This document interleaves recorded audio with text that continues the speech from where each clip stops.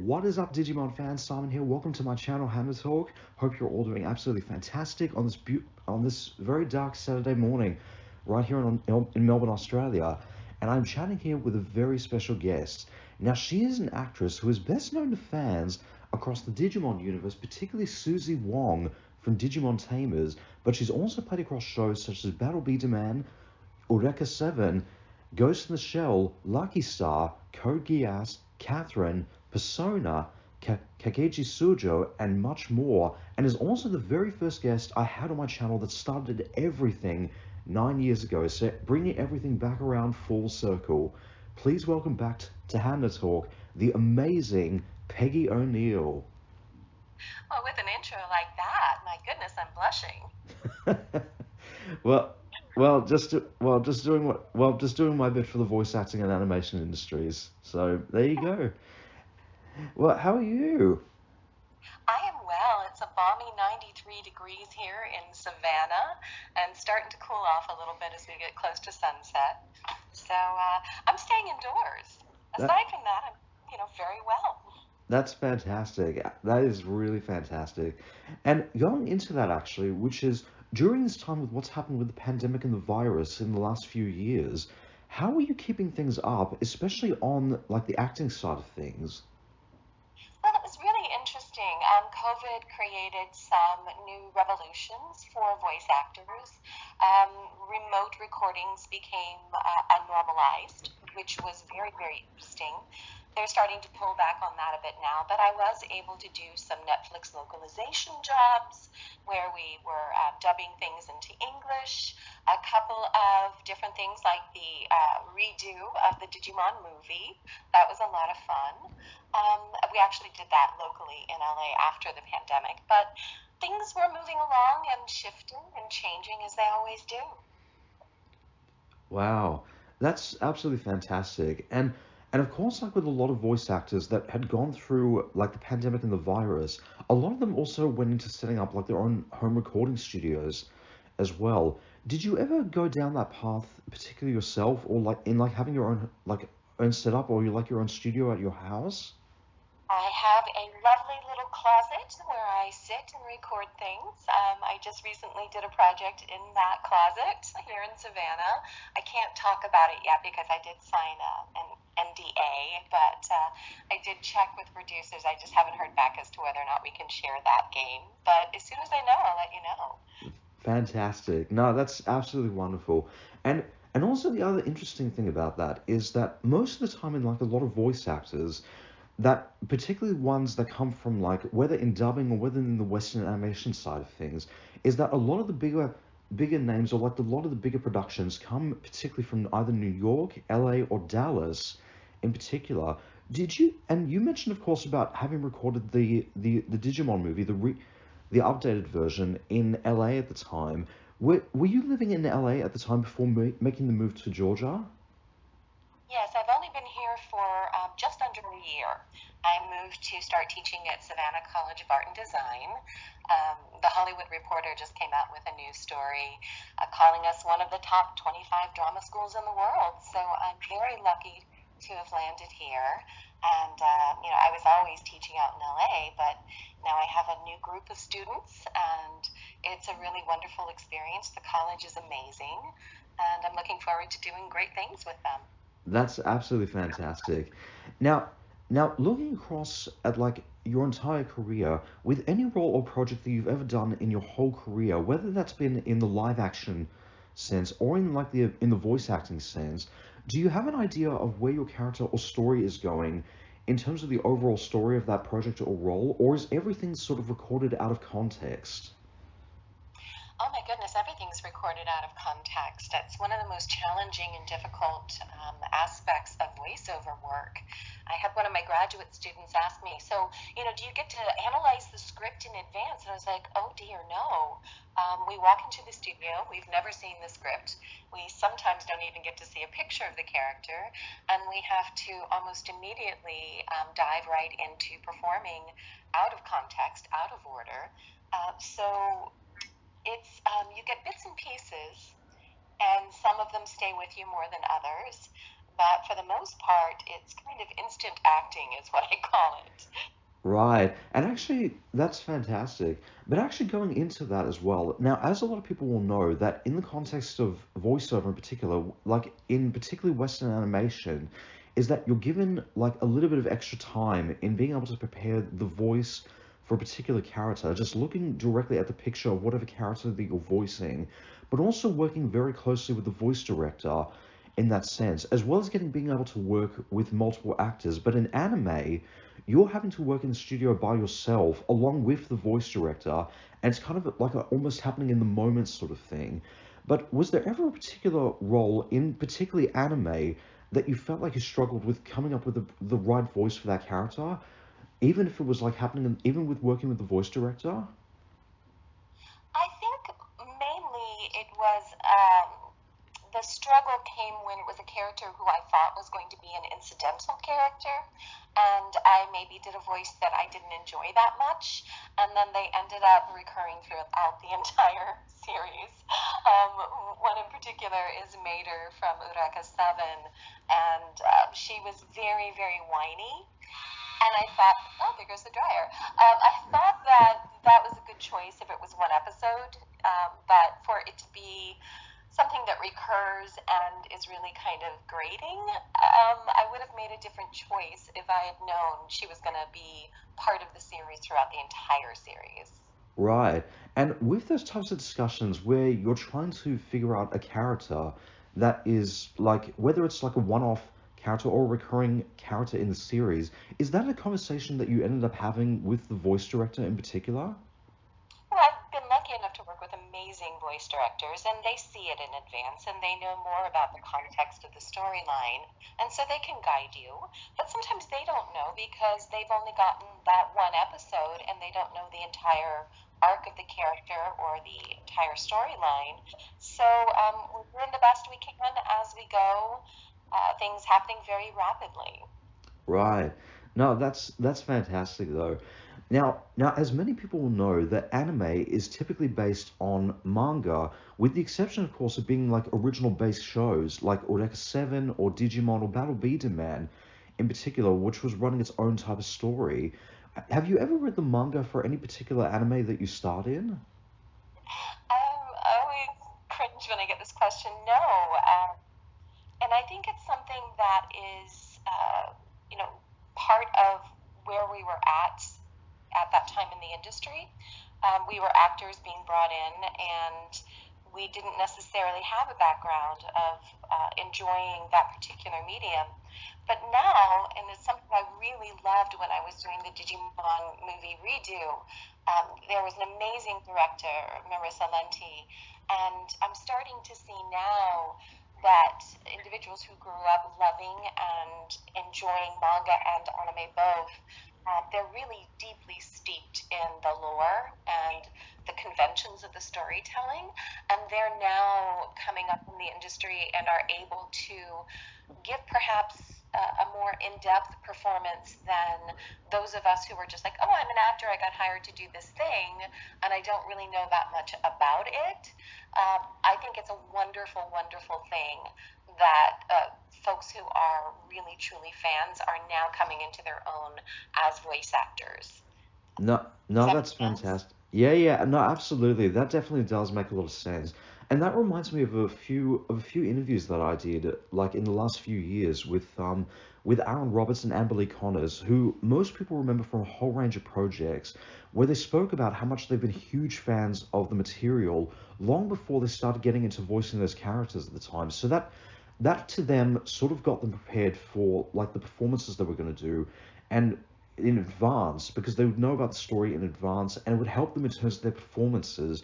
But on the other side of that equation, you'd also have actors, for example, like who you've worked with quite a number of times actually, Joshua Seth, from who most people remember from the original Digimon series, and also from the reboot, where he spoke about how, and I remember this one quote he spoke from a mentor of his, who said, "Don't don't plan ahead. Just go in there and be surprised, because you never know what's going to happen." And that's usually the fun of like of walking unexpected and doing things in the moment. Well, especially since we don't have that much much time in the booth.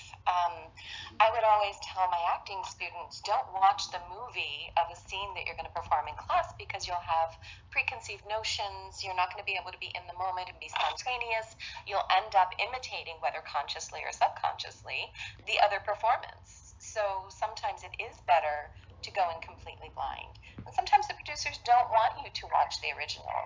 They want you as the character to be experiencing what the character is experiencing in the moment. So there's pros and cons to both.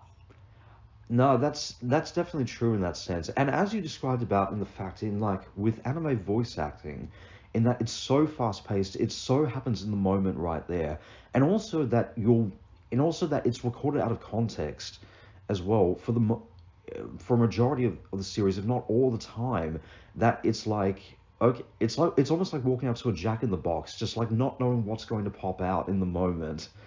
But that's the fun of it, though, I think.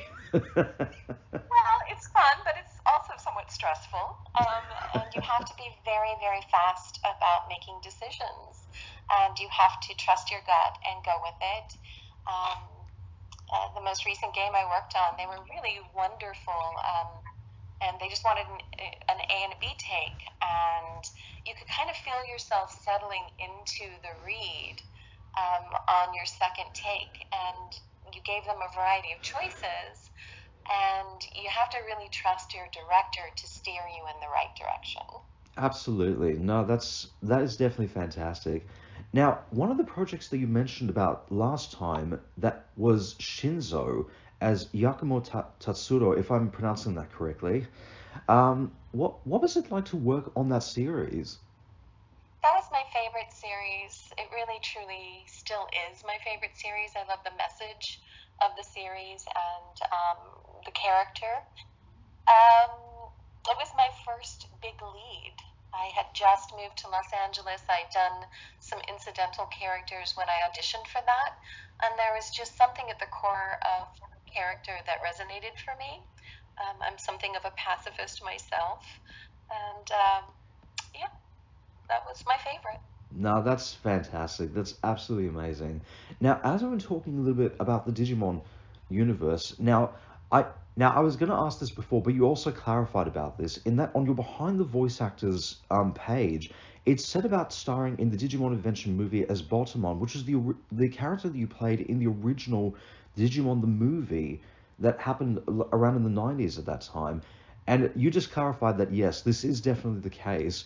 But were you ever asked to come back into the Digimon universe when the Adventure Tri movies happened, or even when the reboot had taken place, even to play as completely different characters? Well, in the reboot, they brought me back for Bodemon specifically, and that was very kind of them because Bodemon in the movie just basically says, "Boom, boom," and they could easily have just used the Japanese. So I credit them a lot with just being very loyal and faithful to the storytelling.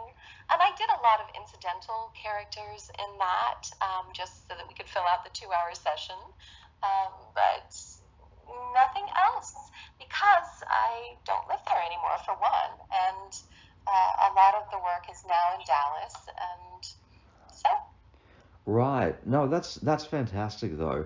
But I think it was really great of them to really bring back a lot of the voice actors that have been part of Digimon for such a really long time, even for the reboot, as as mentioned before, like you and all the other actors across the board, like have done a fantastic job in the Digimon universe, and you guys will forever remain important to the legacy that you started with Digimon in particular.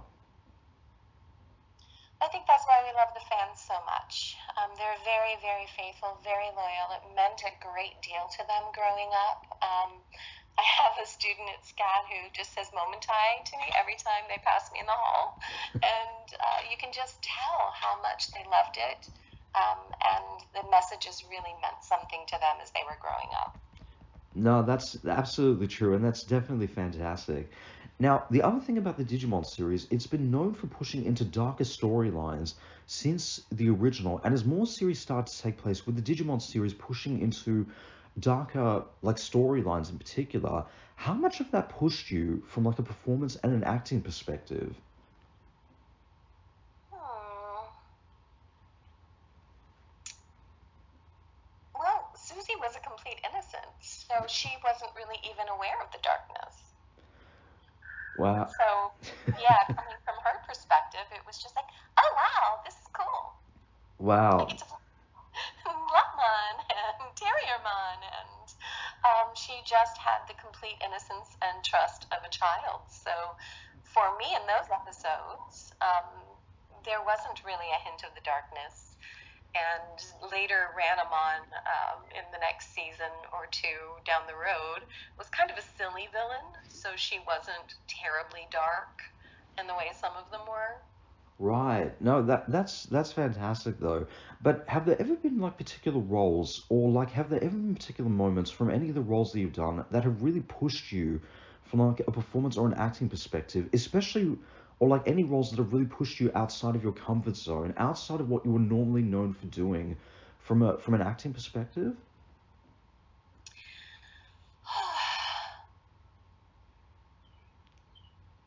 I have to think about it. I don't mean to leave dead air. I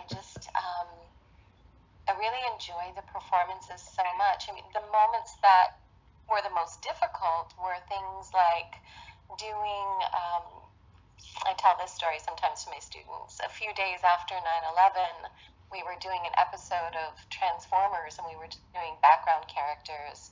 And the episode had a group of characters trapped on a burning building. And that was very difficult. I've never seen a group of comic actors so quiet after a session in my life. So there are moments like that where it collides with reality, and the weight of it does stay with you. Um, but that's our job as actors, to explore and mine all of those feelings and experiences. So um, I just really enjoy all of the challenges. No, absolutely. And I think it was really good of you to see that, like, to sort of draw on that experience in being able to push yourself from an acting perspective in that sense. But also at the time, it was going through like one of the most horrific events in human history at at that time, of course.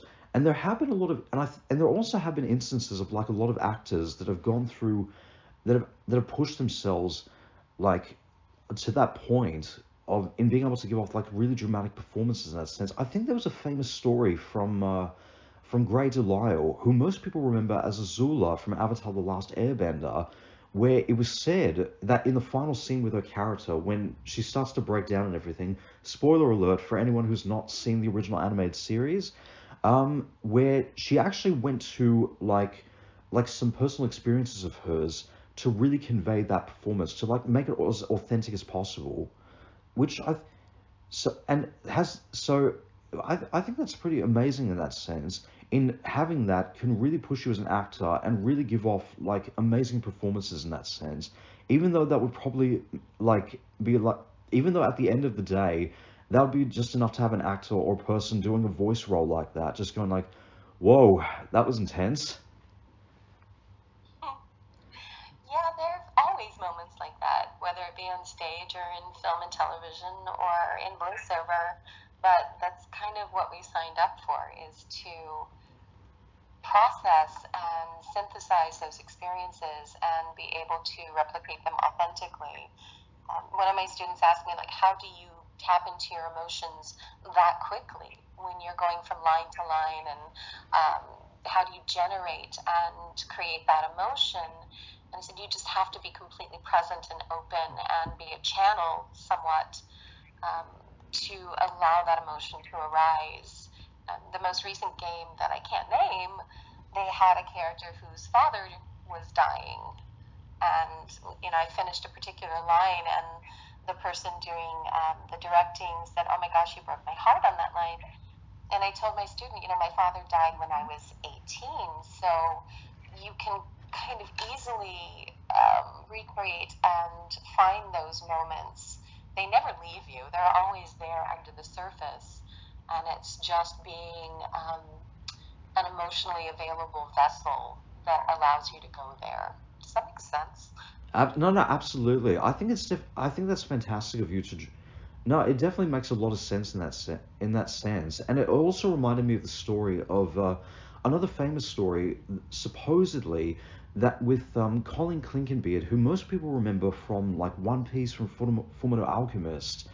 It was during the movie Wolf Children, where it was one particular scene where where it was her character had rescued a child from drowning at the time, and she was starting to cry and everything, and Colleen was pregnant at the time, and she was drawing on the fact of like, oh my god, what happened if I almost lost my child in that sense? So she was drawing on sort of that instinct in a way to really convey like this mother who thought that she had almost lost her child in the moment there. So it's definitely true. I definitely get where you're coming from that. So that's fantastic. And that kind of authenticity reads. If you've not experienced those emotions, it's a little harder to recreate or find them. So the biggest thing I tell my students is you've got to go out and live life. You can't just be sheltered and staying in rehearsal all day and, letting your acting be your life. You have to have a life. Absolutely. No, that's definitely true in that sense. It's like we've got method actors that go to the absolute extreme with preparing for a role, and then we've got the people that live life. That's the ultimate method acting right there. You're living life. Whatever method gets you to where you need to go, that's always my philosophy, is borrow things from every school of acting and see what works. Absolutely. Now, like a lot of anime that has been rebooted over the last few years, what's been your opinion about anime being rebooted? I think it's amazing. Anything that brings in fans and audiences, I think it's great. No, that's absolutely fantastic. And looking across your entire career, apart from the Digimon universe, what's like one other anime that you've worked on? Would you personally want to see a reboot of, and like also come back into, even just to play a completely different character? Oh gosh, I think with AI right now dominating all conversations in the industry, at least, and in education as well, I think Ghost in the Shell is ripe for an exploration. That'd be pretty amazing, actually. And I know for a fact that there have been several Ghost in the Shell projects that have been happening quite lately.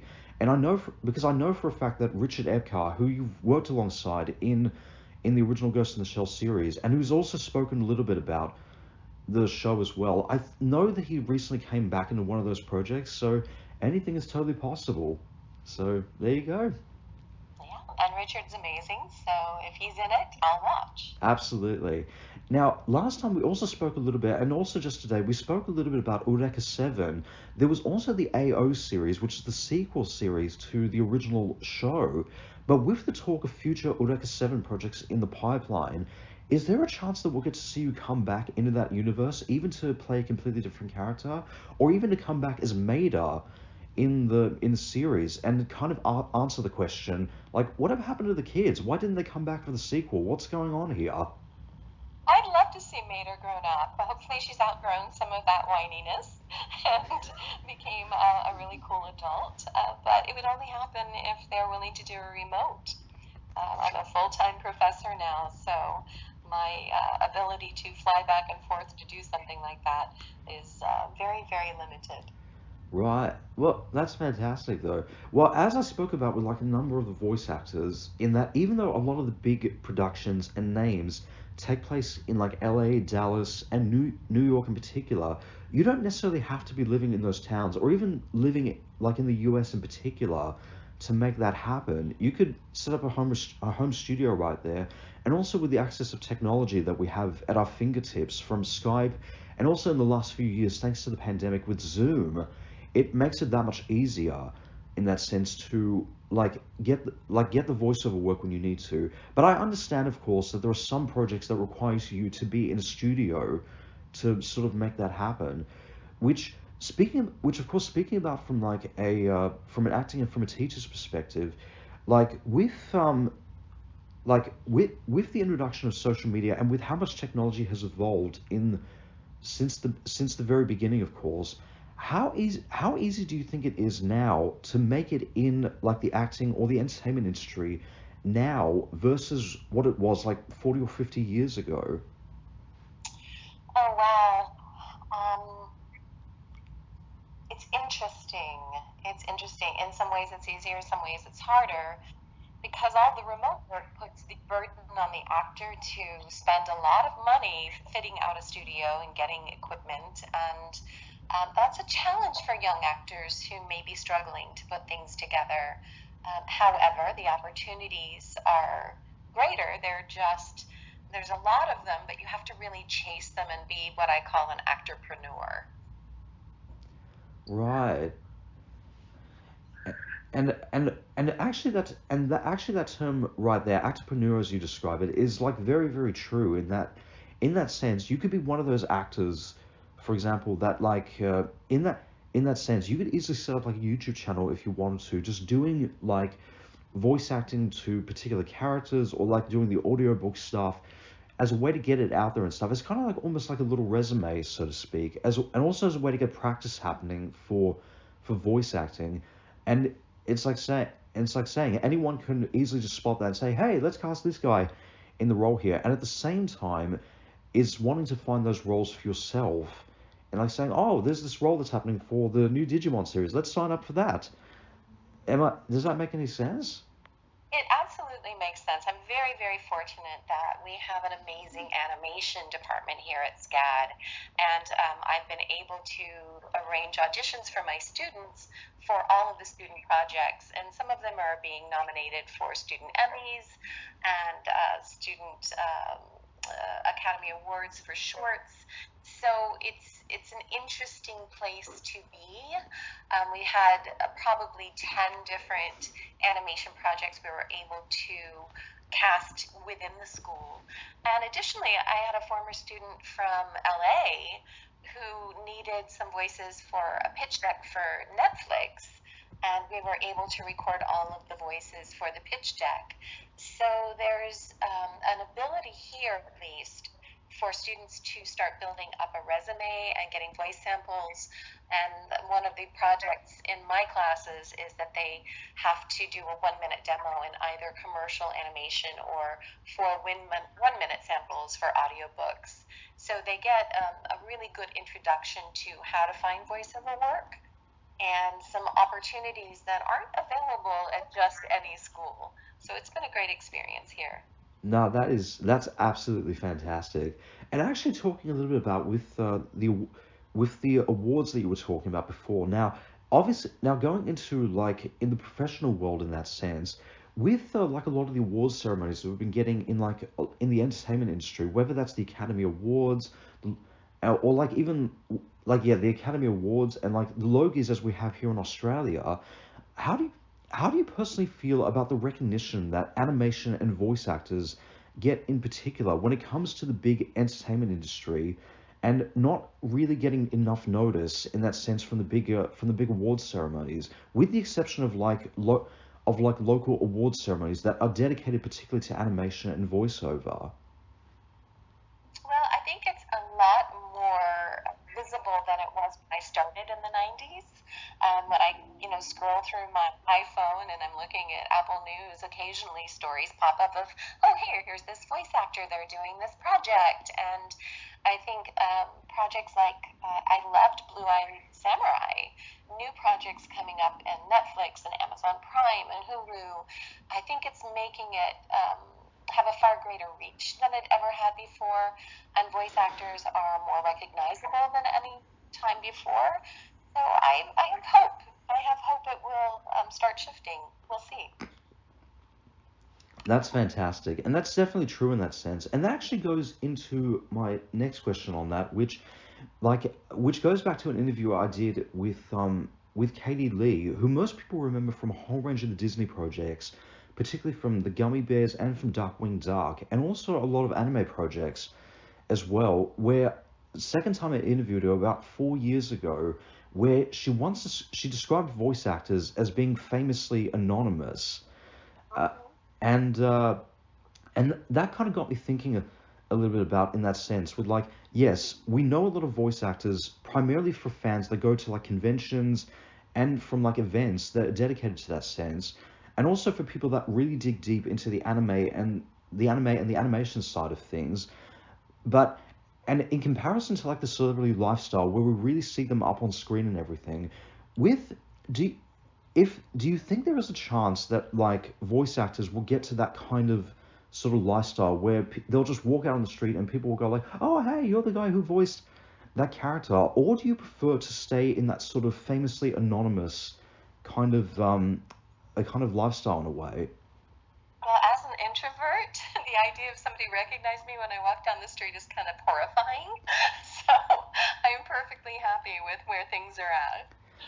I think that's definitely true in that sense, and I think it's true to like a lot of voice actors in that sense. It's like, yeah, it's great that we're getting recognized in like conventions and like from people on the street that recognize our voices in particular, but not sure if we want that celebrity lifestyle thrown into our hands and everything. Yeah, I think it's when you are somebody who came up in theater as I was and you love the work for the work itself. Um, you don't do it to get noticed. You do it because you love doing it. So I think there's a different emphasis and focus. I did some TV and film early in my 20s, but um, I was never ambitious enough or wanting attention enough to chase it that hard. I just really love acting and the process and creating stuff. I don't need more than that. No, that is fantastic though, and I think going back to what Katie Lee was saying, we're famously anonymous. So there you go. But it's also, I think, we enjoy our fans because they really love the storytelling. It's there's a depth of interest there that makes it special, I think. Absolutely. No, that's definitely true. And I've said this across in all the interviews that I've done, and I will say this till the day I die. People who ask me, why is it do you still go to comic conventions? Why do you still continue to do the interviews on your channel or still have this channel to this day forward, like even 9 years later, where and I will say straight off the bat, and I will say this to the day I die, I still go to comic conventions primarily to meet the voice actors. They're my rock stars right there. Wow. Thank you. Thanks for doing it, and thanks for staying interested and keeping things alive. I don't know Absolutely. how to express it. Yeah. Absolutely. And I still continue to do this channel to this day forward to be part and show my support to the pop culture community, but most importantly, has been to show my support to the animation and the voice acting industries as and just doing my bit for both those industries. And that's why I still do what I do. Well, I appreciate you doing it. It's sometimes you do feel like you're creating in a vacuum, and it's nice to know somebody is acknowledging it and seeing it. So thank you. That's no problem at all. Now, speaking about, of course, with live action, we also spoke a little bit about Ghost in the Shell last time, but when many people talk about Ghost in the Shell, they also talk about the live action movie, which the cast and crew talked a little bit about. I think before the film even came out, did you ever get the chance to see the film yourself, the movie with Scarlett Johansson? I think I saw about 10 minutes of it on cable once and moved on to something else. It just wasn't, no, it's not a judgment. It just wasn't my cup of tea. That's all. No, no, no. That's totally all right. That's no problem at all. Now, what's been your opinion on like anime and video games being adapted for live action, and with the adaptations we've been getting in the last few years that have actually started to break the adaptation curse, so to speak? Has that opinion of yours changed, or has it still stayed the same? I think it stayed the same, perhaps. It's just not my cup of tea. We'll leave it at that. That's no problem at all, though. But that's fantastic. But you've also worked across in various video game projects. What would you say was like your favorite to work on personally, whether it was from an acting perspective or from a character perspective? Oh gosh, I had a blast with Catherine. Um, I think it's such a beautiful game, and I think the storyline is so clever. There are a lot of different games that I really enjoyed. Zero Escape was a favorite. Yeah, lots of fun things. No, that's fantastic. And with a lot of the adaptations we've been getting over the last few years, whether that's in film or in television, what is like one video game that you've worked on personally that you would love to see adapted as a film or a TV show? Hmm. I think Catherine would be a blast. Oh, that would be fantastic. And my question out there to the listeners, once this interview is up later on today, let me know in the comments below, what game by Peggy O'Neill do you want to see adapted for a film or TV show in the future? And leave a like or a comment if you really want to see Peggy O'Neill make a Stan Lee cameo in the live action adaptation. That would just be so fantastic. Well, that'll be fun to read. Absolutely, that would be absolutely amazing. Now you also worked across in various other projects that we talked about last time, such as Battle Beater Man and Lucky Star, but you also worked across in shows such as Code Geass and in 2021, Kageki Sujo. I apologize if I mispronounced the name, as Mari. Don't ask me. What was that? Yeah. Sorry. I said, don't ask me about that one either. No, that's all right. As Mari Hoshino, what was it like to work like across all those projects? And looking across at your entire career, what are like projects that you personally worked on that you feel like are not talked about enough, or you feel like are not getting enough attention in the way that they should? Oh gosh. Wow, that's two questions in one. Kageki Shouju, and I'm sure I'm saying it wrong too. That was such a joy to do because I did do that one remotely during COVID. And that was when Sound Cadence reached out to me and asked me if I would do it directly with no audition or anything. And that was when I first worked with Marissa Lente, who did the Digimon reboot. And it was just so nice to know that they were, thinking of the vintage voice actors. I'll call myself a vintage voice actor, and saying, hey, let's have you come back as the movie star grandmother of this character. So I kind of like the feeling of the tradition being passed on and carried on. So that was a lot of fun. In terms of what I want something to be made into a live action, I don't know. That I have that to think about that one. that'd be pretty interesting actually. I could definitely see like an Eureka 7 live action movie or TV show happening because of that whole sci-fi like vibe of the series. I feel like something pretty cool can happen with that. I really would love to see them do a Battle Beater Man live action movie or TV show. I think that'd be pretty interesting actually. I think the action aspect would be a lot of fun for people, and it had a lot of heart as well. I kind of like medieval kinds of settings, so Yggdra Union might be fun. Kind of looking through my list here. I really enjoyed Pillars of Eternity. I enjoyed working on that. So again, that kind of has like a nondescript kind of Middle Ages feel to it. So I don't know why that particular era resonates for me. No, that's fantastic though. That would be amazing. And with I know which one. Red Star would be amazing. Oh wow. No, that would be awesome. That'd be absolutely fantastic. And with like attending comic conventions where fans come up to you and recognize you from like roles, obviously having been mostly known for like Digimon for Ghost in the Shell, but have fans ever come to you and recognized you from roles that were outside of like your mainstream roles, so to speak, or outside of the roles that you were typically known for? Like, how does it feel to have fans recognize you from roles that you would never have expected? From like, oh wow, that's a really big deep cut. I didn't see that coming, and no one really talks about that show that much. I'm always fascinated when somebody is like, "Oh, you were in Persona," and I was like, "Yeah," and they're like, "Which one?" And I was like, "I don't remember. That was a long time ago."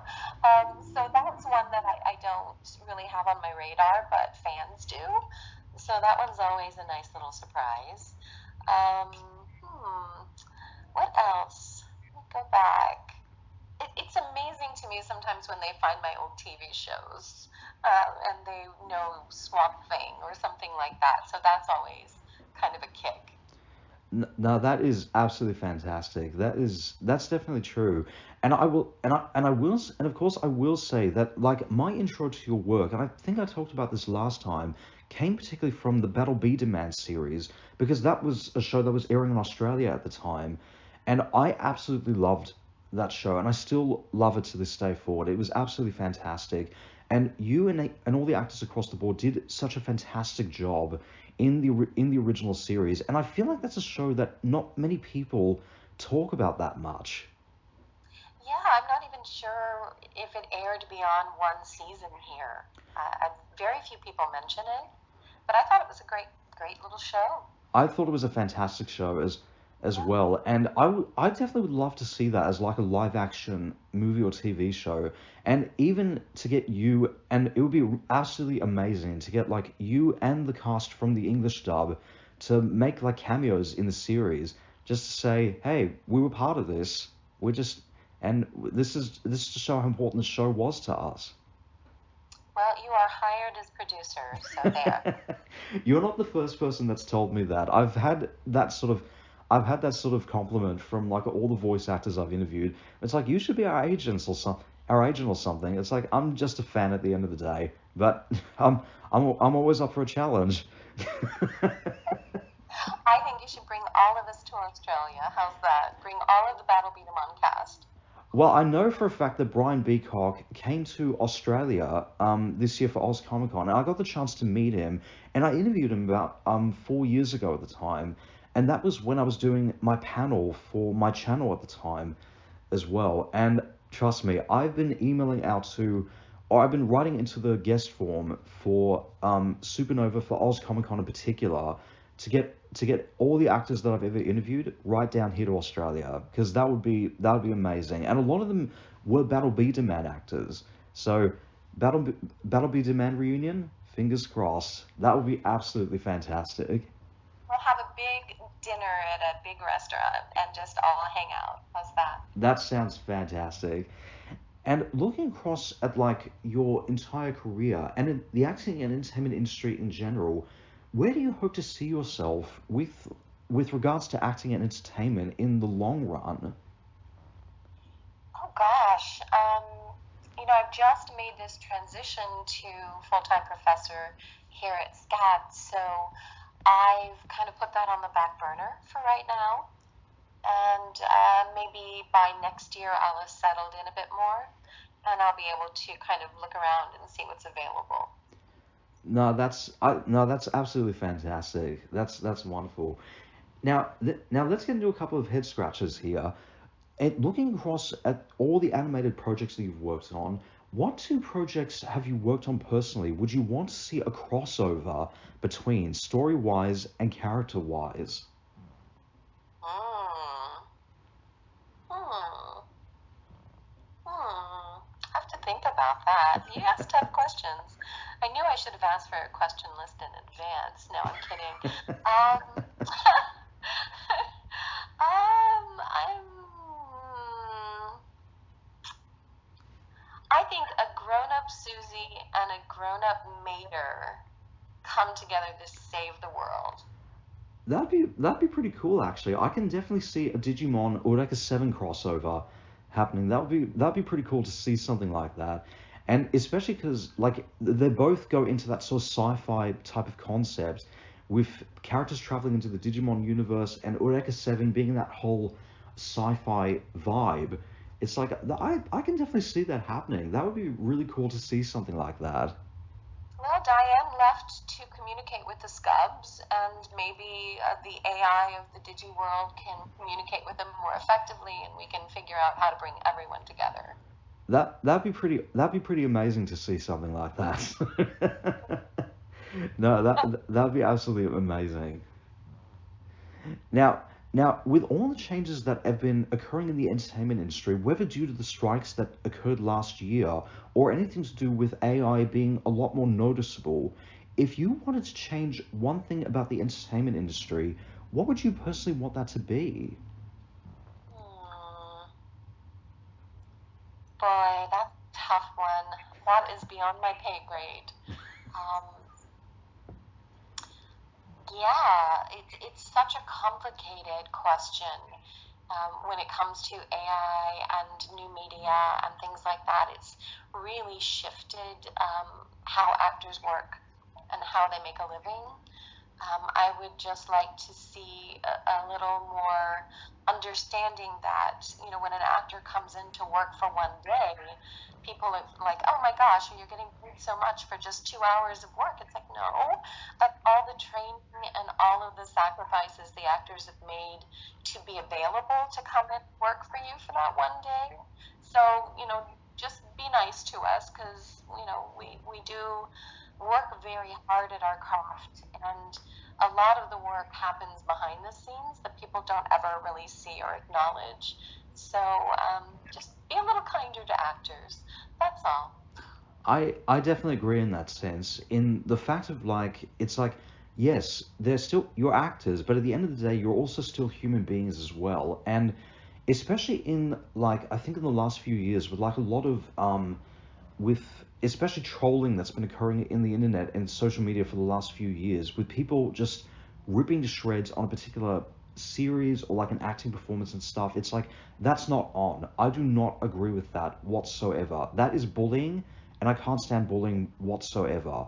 If any of the people were to ever troll you, or any of the voice actors that I've interviewed personally, and I also know as well, I'd be like, that's not on. I do not respect that whatsoever. Thank you for standing up for us. And I think understanding the process of dubbing, and understanding that we do record with no context. We don't see the script in advance.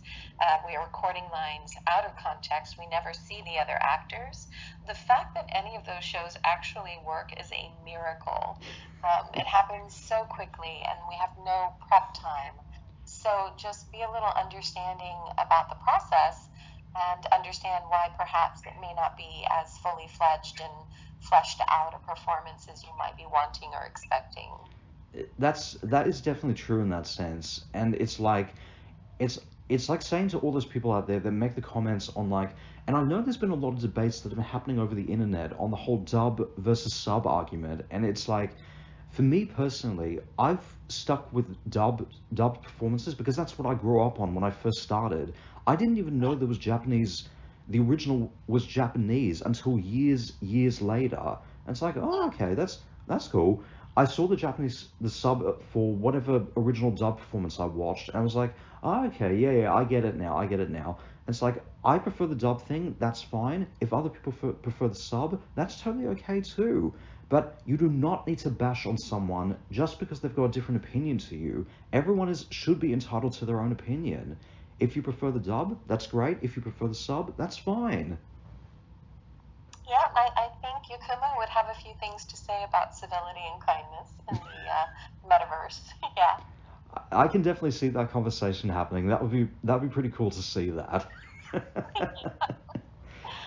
Just like at a Comic-Con somewhere, where you start voicing that character in a Q&A session or something, just addressing the trolls and the bashers and all that kind of stuff in that sort of doing that voice, playing that character, just doing that sort of thing. That'd be pretty amazing to see that, actually. I think it would be. Well, hopefully one day when we get you down to Australia, hopefully whether this year or whether by next year, that'd be pretty. Fingers crossed we're going to see that happening, because that would be amazing. That would be so cool. I would love to come say hi. Absolutely. Now, without going into any sort of spoilers, what's next for Peggy O'Neill for the fans to know about? Oh my gosh, my focus right now is getting my students into the industry and getting started. So that is what I'm really excited about, is kind of passing on the torch. When I did Nandesukan in Denver, the convention, it was so amazing. I got to be on a panel rather with one of my former students, Lauren Landa, and Lauren is known for Attack on Titan and a multitude of other projects. So being able to see my students thrive and grow is just as rewarding as working on projects myself. So I've had some amazing students in my 3 terms at SCAD, and I know for a fact that some of them are going to take off very, very soon. That's fantastic. No, that's absolutely wonderful. And final question, what do you think Susie Wong would say if she was in Australia? um, I don't know. I've never been there, so I can't contextualize that. Um, good day. I don't know. I think she would just be really excited to see everything. I can imagine that. It's just like stepping into the world of the world of Digimon for the very first time and just be like, oh wow, this is awesome. Wow. Yeah, that's something like that. No, that's absolutely fantastic though. That is wonderful. Peggy O'Neill, thank you so much. It's been an absolute honor to have you back. Oh my goodness, thank you so much for having me. I really appreciate it. And That good luck with everything. that's no problem at all. And is there anything you would like to say to the fans out there in Australia and in the world? Just thank you so much for watching. We really appreciate all of you, and it's so great to know that you guys are still watching. Thank you. Absolutely. That's no problem at all. Well, guys, if you'd like to know more about Peggy O'Neill, you can check out the links which I'll put to you in the description below. Don't forget to like, subscribe, check out the links below, and don't forget to comment below what you want me to do on my channel going forward. Thank you all so much for listening. This is Simon and Peggy O'Neill signing off. Bye for now. Thanks.